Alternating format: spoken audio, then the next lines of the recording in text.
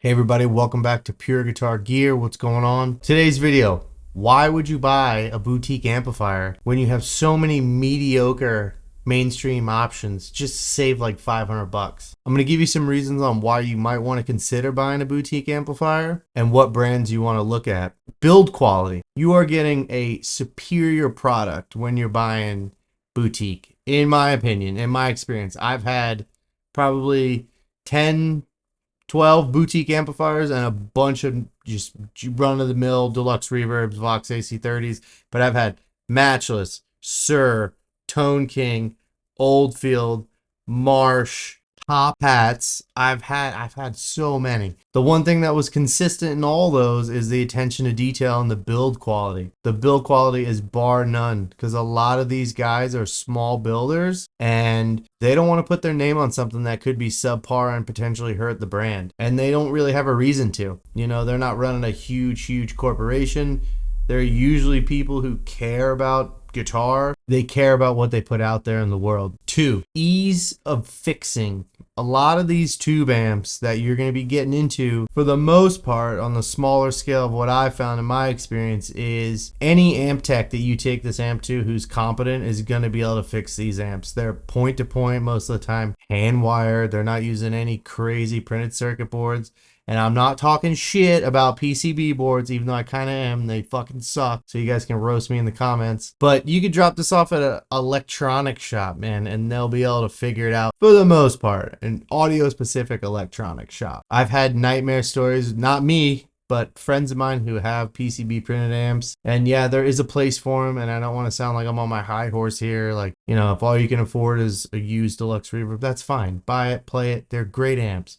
But if you're at the point where you're trying to buy something that you want to be reliable, that you're going to use and you're going to keep forever, you know, that's how I look at it when I get these amps. Like, I'm not selling my Greer Cam18s. Like, I'm just not going to sell them. I'm keeping forever. So if you're looking for something like that, you know, boutique might be the road you want to travel down. The third reason why you want to start looking at these boutique amps is there's deals to be had.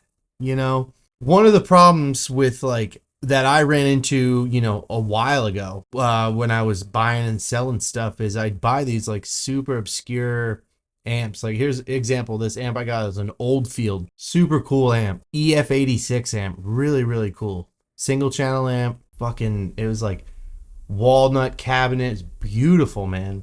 And I got it for a steal, and I was like, oh, I'm getting over on this guy. And I wasn't, because you can find deals for these amps because sometimes these amps are so obscure, people don't know what they are, and they're less likely to shell out, you know, 1,200-1,500 bucks on some amp that they've never heard of, partly because they maybe don't know what this amp is, or, you know, they don't have the experience to open up the chassis and take a look and see what's actually going on inside. So there's deals to be had. I made a video about like screaming deals on Reverb, and there was like a divided by 13 that was like $500 less than like Gibson's new Falcon 20 amp. So there's deals to be had out there. If you're patient and you're willing to look, you can find deals because people just simply aren't really sure what these amps are. So now we're going to talk about some safe bets, in my opinion, of boutique companies that you want to go with. I'm going to give you 3, and I'm going to give you like maybe 1 honorable mention.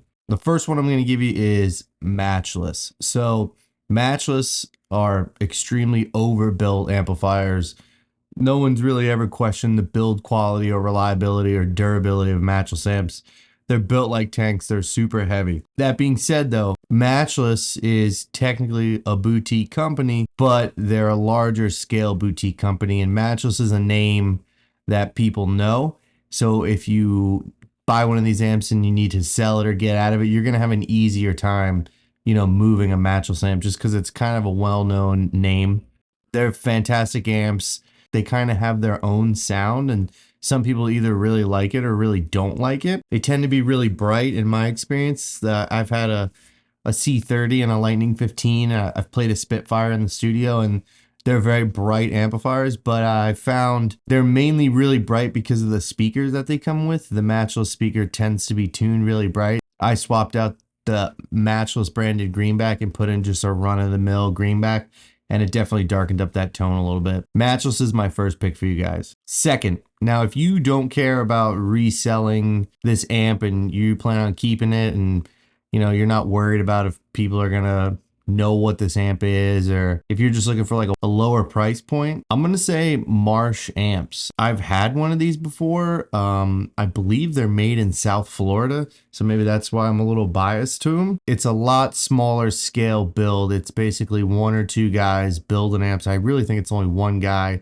They're building high quality hand wired point-to-point amplifiers, and it's a pretty lesser known brand. Not a lot of people really have heard of Marsh. The ones that I've played have been extremely well built and they sound incredible. That being said, if you get one of these amps, these are going to be the kind of amps that if you need to sell, you're going to have a bit of a harder time because not everybody has heard of Marsh amplifiers. So number 3, it's kind of that middle tier. So Matchless is like super well known. Marsh is like not many people know about it. Kind of in the middle, you have Tone King. So Tone King has been around since the 90s, similar to Matchless, California-based company. Their stuff tends to be a little more expensive, but it's very good. Their kind of flagship model is the Tone King Imperial, which I've owned 2 of them. I've owned an original one with no attenuator in it, and I've owned the Mark II, which comes with the built-in attenuator, the Iron Man attenuator. Tone King's a pretty well-known amp building company. They make great stuff. If you want a real great sounding deluxe reverb, just get an Imperial. They're not overly bright like Fenders I found. They sound really, really good. Now they tend to be a little expensive. My advice, if you're really looking for, an Imperial or a Tone King amp, I would try to find a Mark I. An older one probably might be able to get it a little cheaper because it doesn't come with that attenuator. But I found that the older ones, the one I had was from 1994. And then the Mark II was like just an off-the-shelf new one. Still a great amp, but I preferred the Mark I. I don't know if there's really any difference in the circuit, but I did prefer the Mark I. So last little tidbit, if money is like no option and, you really just are balling and you want to buy a sick amp, I would say Two-Rock. If you could afford a Two-Rock amplifier, there's no hype, it's real. The hype is real on Two-Rock. I've played 2. I've played the Bloomfield Drive and the classic Spring Reverb one. And man, they are super, super loud, super, super clean, but they take pedals great.